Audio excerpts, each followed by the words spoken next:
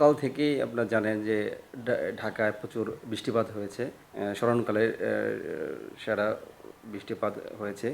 তো আমরা আপনার তথ্য মতে আমরা ৩ জন আমরা পেয়েছি। সেটা হচ্ছে আনন্দবাজার, ঢাকা মেডিকেল এবং অমর ২১ হল থেকে আমরা এই ৩ জনকে আমরা পেয়েছি। তো ২ জনের আমরা শনাক্ত করতে পেরেছি। তাদের বয়স পর্যায়ক্রমে ৬০ এবং আরেকজনের ৫৫ বছর। তো ২ জন আমাদের শনাক্ত হয়েছে সিআইডি টিম কর্তৃক এবং অন্যজনের শনাক্ত ওটা প্রক্রিয়াধীন আমাদের। সকালে যখন আমরা এই মেসেজটি পাই, তখন আমরা সেখানে পুলিশ টিম পাঠাই এবং পুলিশ টিম ঢাকা মেডিকেলে তাদেরকে নিয়ে যায়।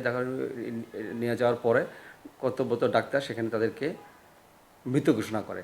সিআইডির ইনভেস্টিগেশন টিম ২ জন ব্যক্তিকে শনাক্ত করে এবং আরেকজন ব্যক্তি শনাক্ত সেটা প্রক্রিয়াধীন আছে আমাদের কাছে। আমাদের শাহবাগ থানাধীন অসংখ্য ভবঘুরে পাওয়া যায়, যেগুলো ইতিপূর্বে আমরা আমাদের উদ্যোগে বিভিন্ন সামাজিক সংগঠনের মাধ্যমে তাদেরকে পুনর্বাসনের ব্যবস্থা করেছি। তো যেহেতু এই ভবঘুরের সংখ্যা বেশি হওয়ায় আমাদের পক্ষে তাদেরকে পুনর্বাসন করা সম্ভব হয় না।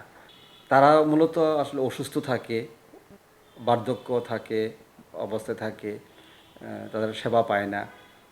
এইসব কারণে তাদের মৃত্যুর ঝুঁকিটা বেশি থাকার কারণে তাদের মৃত্যুর সংখ্যাটাও বেড়ে যায়।